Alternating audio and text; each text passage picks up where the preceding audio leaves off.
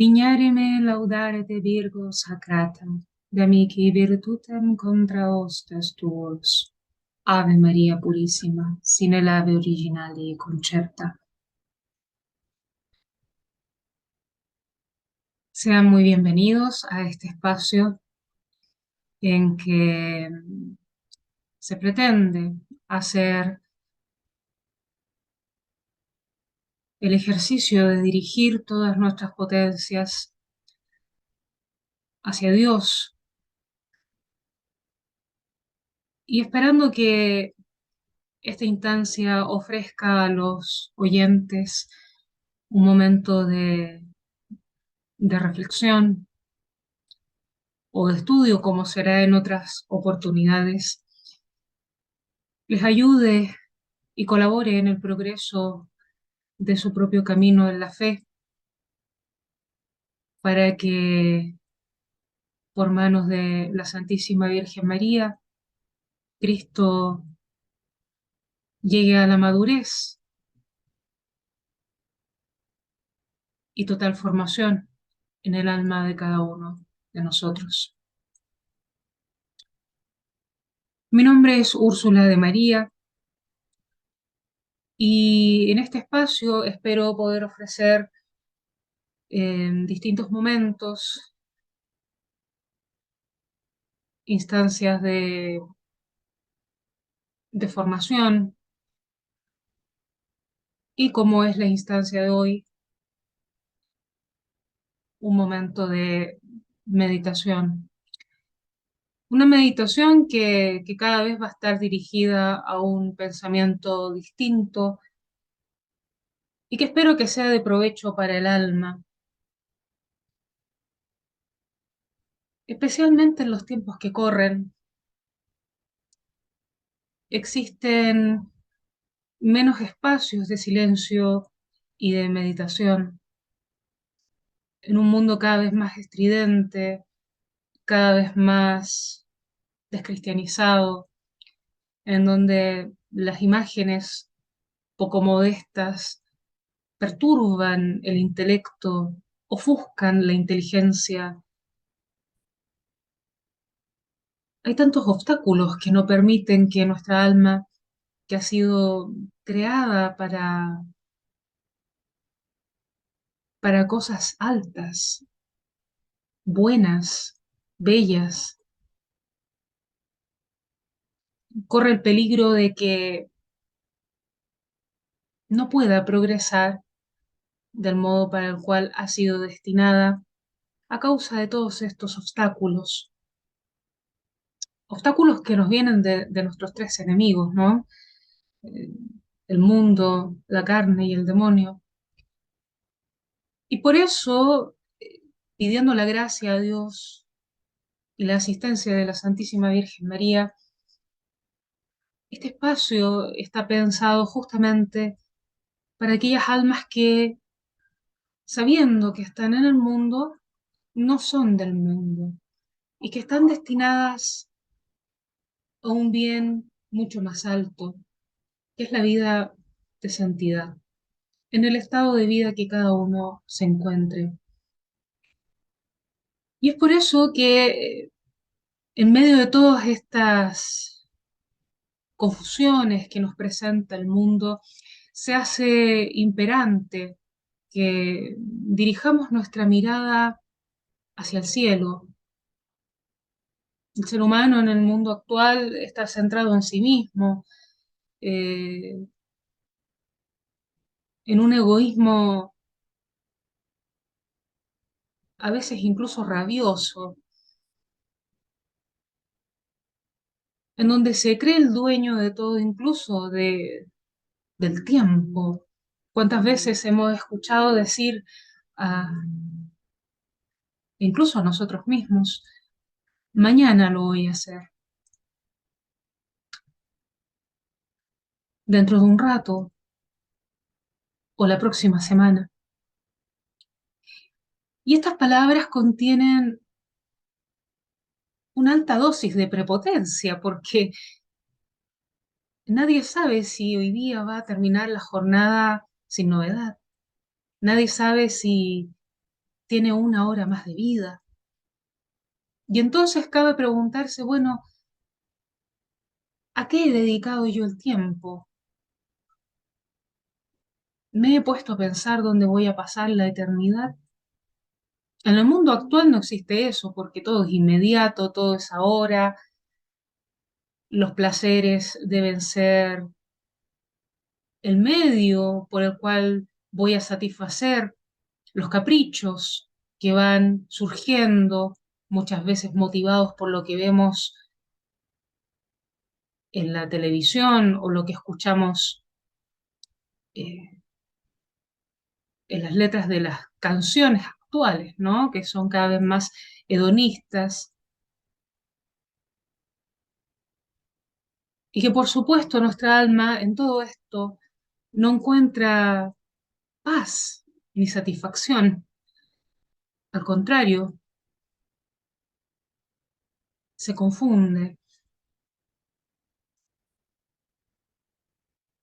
La felicidad, como tópico propuesto por el mundo actual, ofreciendo medios claramente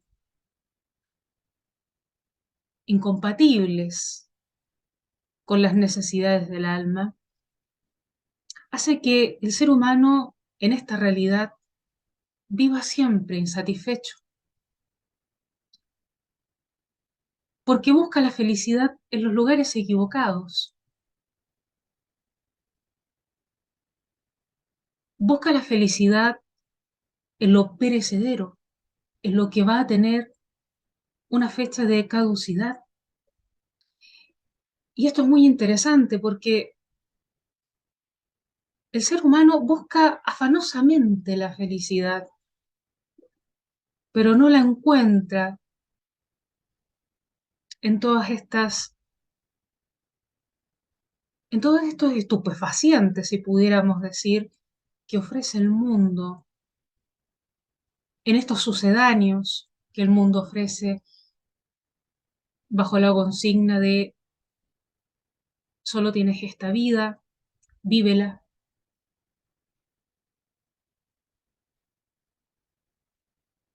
Pero el alma no encuentra satisfacción en estas cosas. Al contrario, el alma que es inmortal es compatible solamente con lo eterno. Y por eso el ser humano hoy no es feliz. En la era de la cristiandad no es que no hubiesen problemas ni sufrimientos, pero el dolor, por ejemplo, tenía sentido, era comprendido por el cristiano como un medio de cristificación, configurarse con la pasión de Cristo, que la parte de la pasión de nuestro Señor Jesucristo que falta se completa en mí en la medida en que yo sufro con paciencia. Y esto hoy día, a los oídos de alguien que solo está pensando en vivir la vida porque tiene solo esta,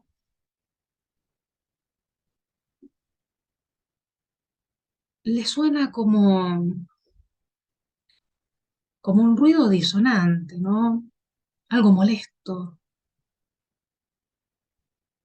Y le molesta porque justamente detrás de todo esto hay una exigencia, un acto volitivo, un acto que exige salir de la realidad temporal y ver esta realidad temporal como un tránsito, como lo que es, un tránsito, pero que al final de este tránsito hay una realidad que es eterna, una que lleva a la bienaventuranza y otra que lleva a la eterna desdicha. Y es por eso que estas meditaciones que espero ofrecer, quisiera que colaboraran a cada uno de nosotros en el progreso de, en el progreso de nuestra vida espiritual, en unión con nuestro Señor Jesucristo, por medio de María Santísima. Y en esta oportunidad me gustaría que pudiéramos meditar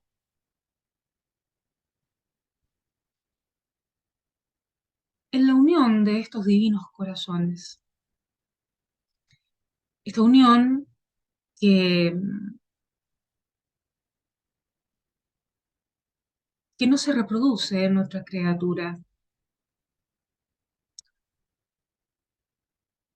Y esta unión del corazón de Jesús y del Inmaculado Corazón de María, quisiera iluminarla desde una perspectiva a veces poco meditada, que es justamente el medio del sufrimiento y el dolor que causa tanto rechazo al mundo actual.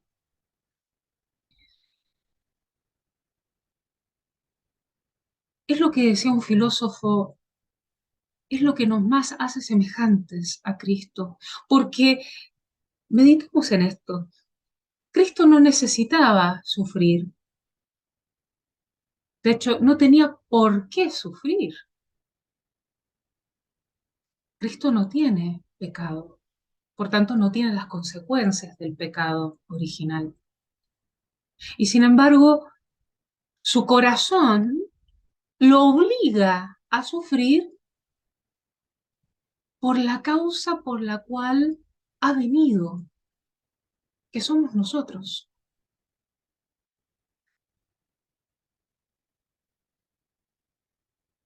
Y este acto de amor supremo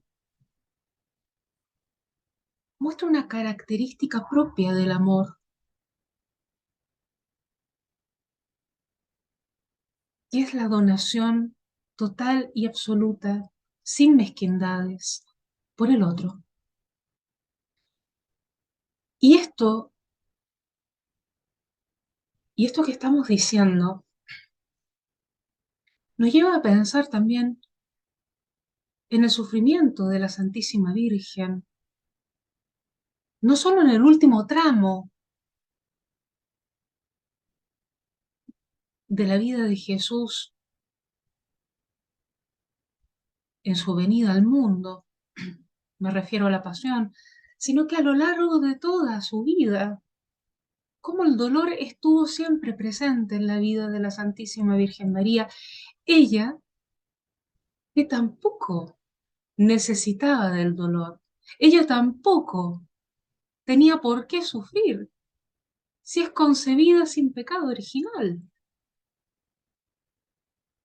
Y con todo, ha querido participar también del sufrimiento por amor nuestro.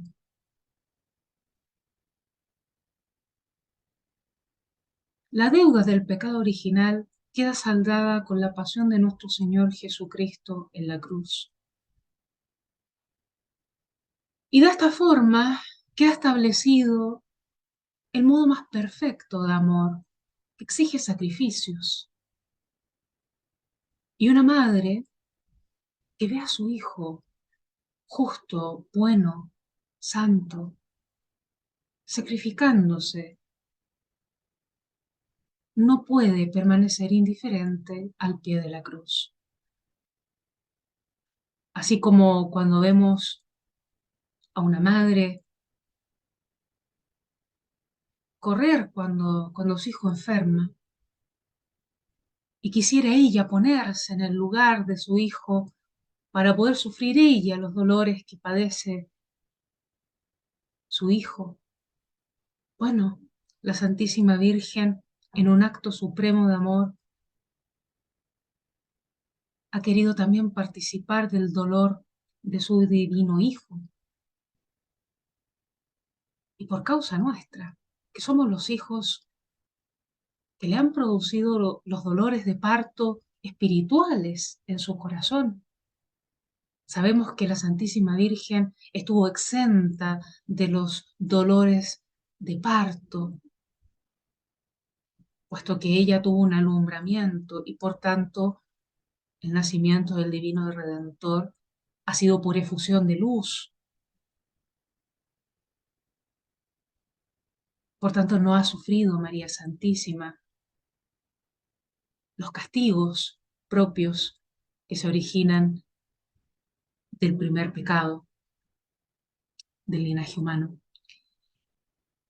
Y en este sentido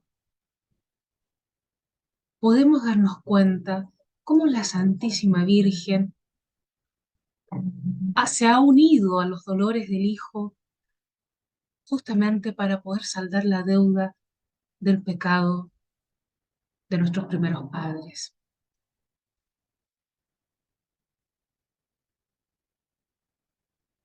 Quiero que meditemos un poco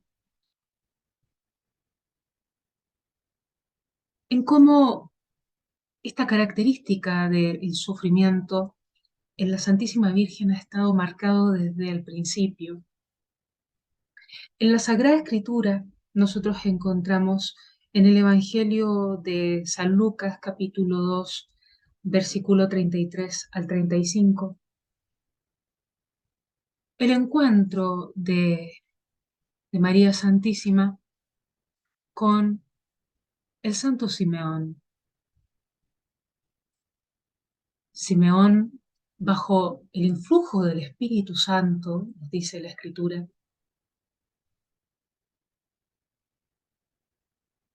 va a decir que ahora él puede morir en paz porque sus ojos ya vieron al Salvador. Pero a María Santísima le dedica unas palabras y le dice, y una espada atravesará tu alma.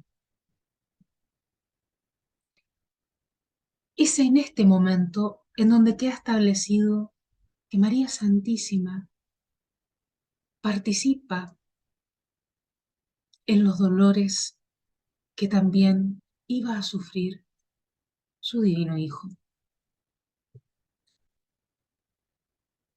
Esta espada que representa cada uno de los dolores que Jesús iba a sufrir a lo largo de toda su vida. Si meditamos, nuestro Señor, siendo Rey del mundo, no tenía dónde nacer. ¿Cuánta aflicción habrá sentido la Santísima Virgen junto al glorioso patriarca San José en no encontrar un lugar digno para poder traer al Salvador al mundo? En cambio, el mundo cerró sus puertas al Salvador y solo allá en una cueva fría, en mal estado, encontraron posada. ¿No habrá causado aflicción, acaso, a la Santísima Virgen el tener que huir en medio de la noche a una tierra extranjera, a una tierra idólatra como era Egipto? ¿No habrá causado aflicción a esta Madre Santa que al inicio del ministerio público de su divino Hijo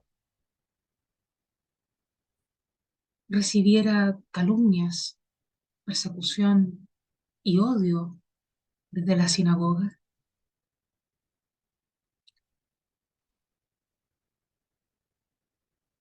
Cuando nosotros llegamos a esos días santos de la Semana Mayor, que es la Semana Santa, a veces dejamos escapar algunos detalles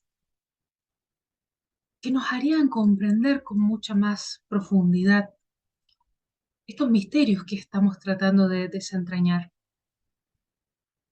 Por ejemplo, Jesús, cuando, cuando había terminado de celebrar la última cena con sus discípulos, luego se retiró a rezar al huerto de Getsemaní. Jesús no se fue a dormir y allí se fue con sus discípulos. Sus discípulos se quedaron dormidos después de haberle prometido amor, después de haberles prometido que darían su vida por él, después de tantas promesas. Los discípulos se quedaron dormidos, mientras el maestro entraba en la agonía más amarga. Santa Margarita María de Alacoque dice que nuestro Señor le revela que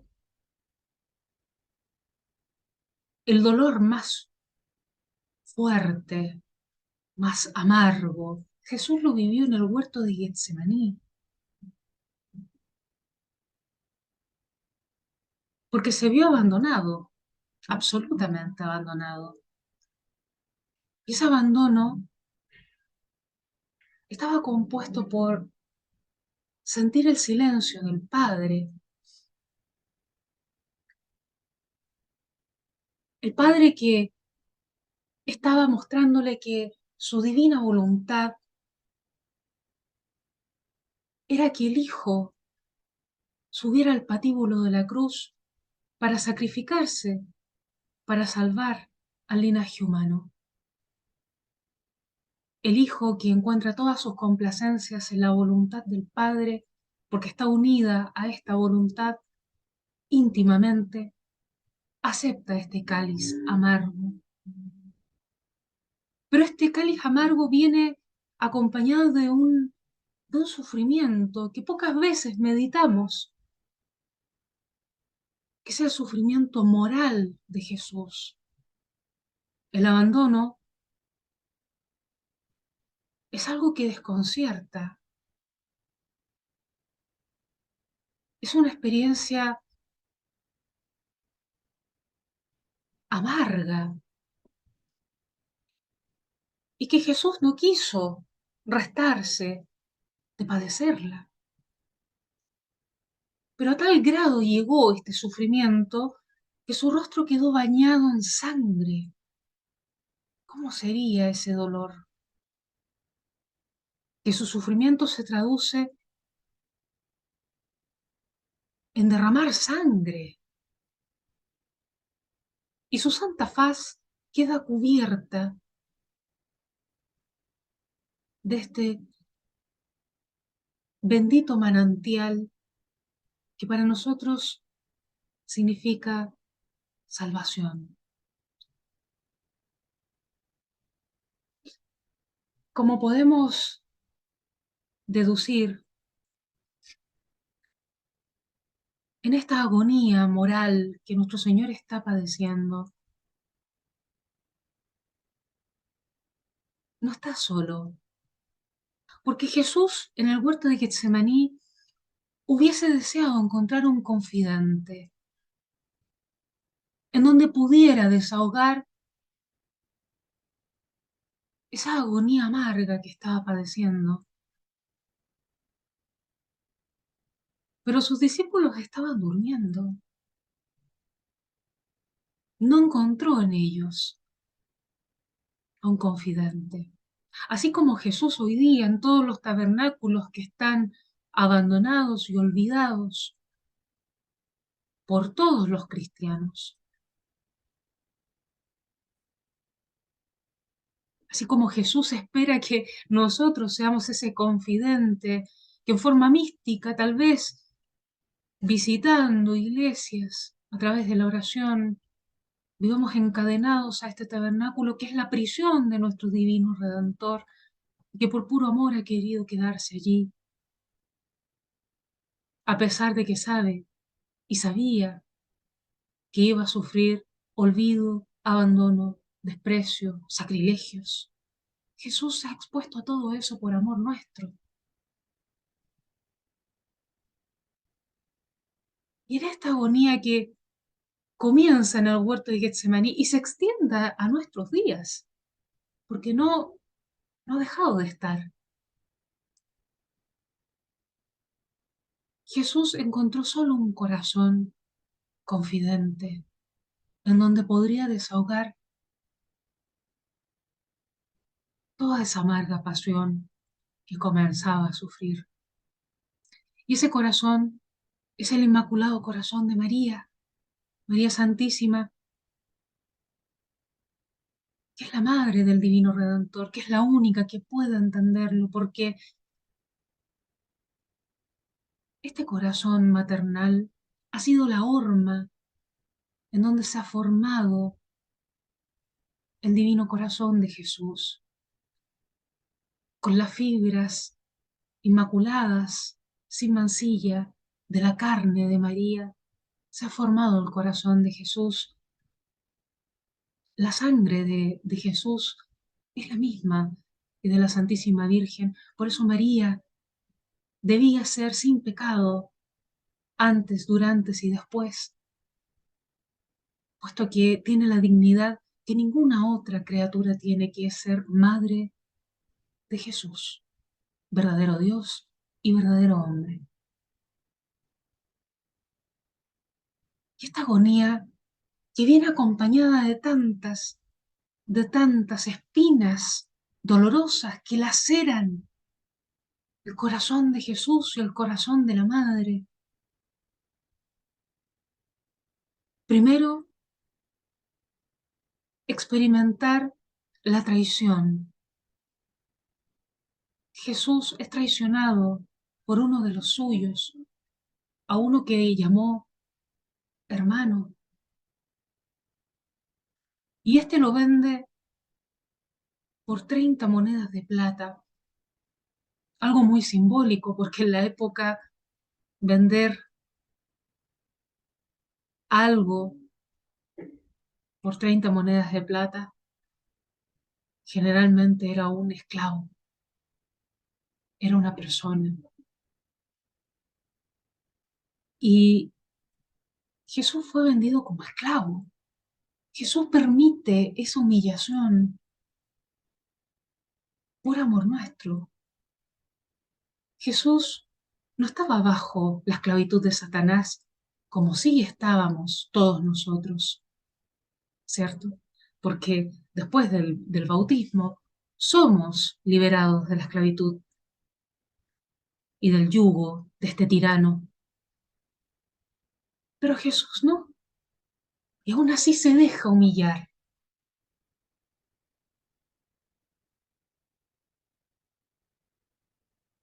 Pero como si fuera poco, en este mismo contexto, además de la traición de ser vendido como esclavo, va a contemplar la cobardía de sus discípulos, que al ver llegar a los soldados van a salir huyendo. Pero también vamos a ver cómo le van a negar. Vamos a, vamos a ver cómo el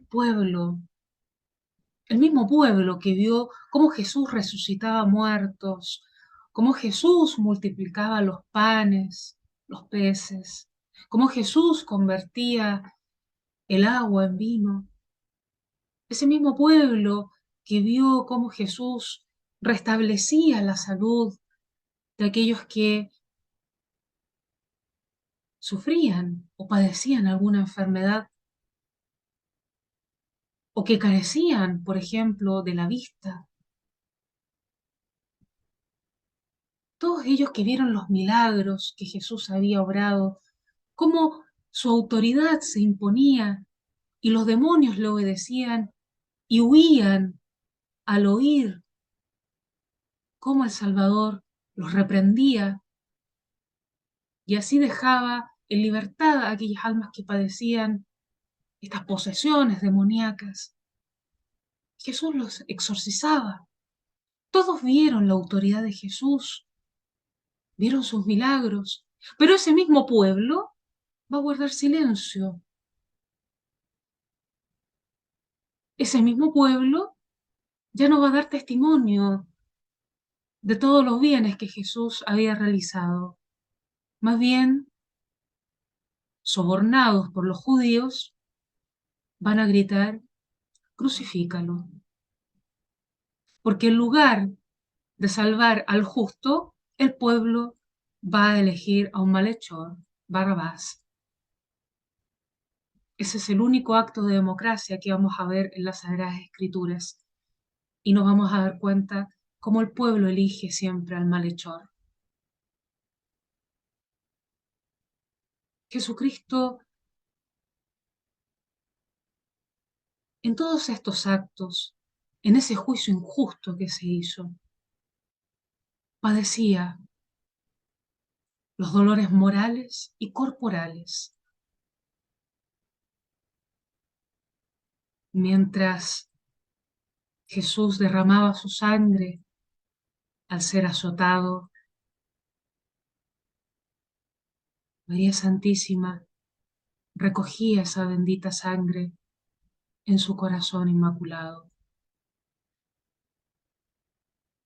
San Agustín dice que las lágrimas son la sangre del alma, el rostro bañado de lágrimas de Nuestra Señora, sufriendo por ver al más dulce de los hijos, al más bueno, al más santo, al más obediente, padecer un juicio injusto, una condena injusta, como si la mereciera, abrazándola y por puro amor a nosotros.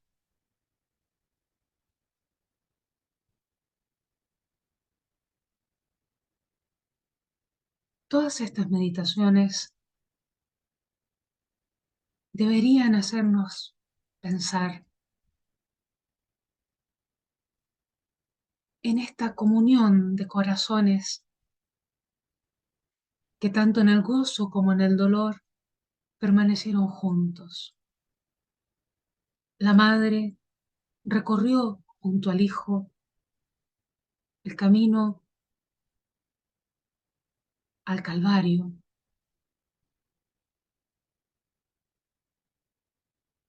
con la congoja que habrá oprimido el corazón de esta madre celestial, de ver el peso de esa cruz, ver cómo la sangre del Redentor bañaba esas calles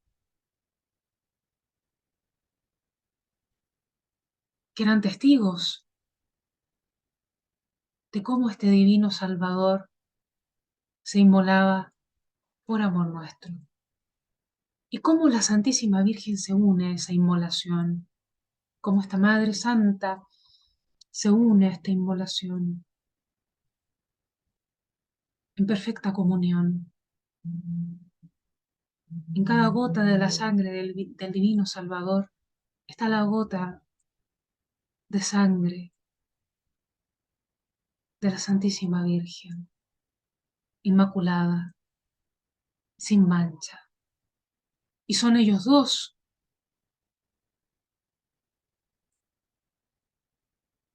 que se sacrifican en el altar de la cruz. Nos dice San Alfonso María de Ligorio en las Glorias de María, usando muchas veces palabras de otros santos, y nos dice, en el Calvario habían dos altares. Uno, Jesús estaba en la cruz, y el otro, en el corazón de la Madre. Si sabemos que Jesús nunca causó ningún dolor a María Santísima, sabemos que la causa de sus dolores somos nosotros. Este alumbramiento espiritual que María Santísima está dando al pie de la cruz para rescatarnos a nosotros de las tinieblas, entregando al Hijo justo por los injustos, debería llevarnos y conducirnos a tener un amor piadosísimo, agradecido, infinito a esta Divina Madre. Es ella que nos presenta ante Jesús. Nosotros tantas veces, indigentes, menesterosos, pobrísimos en virtudes, ella al vernos tan pobres, nos reviste con sus indumentas para hacernos agradables ante los ojos de Jesús, para que Él no nos rechace y nos deje entrar al reino de los cielos. Que estas meditaciones nos hagan desear cultivar un amor filial a la Santa Madre de Dios, para que por medio de ella podamos llegar a Jesús.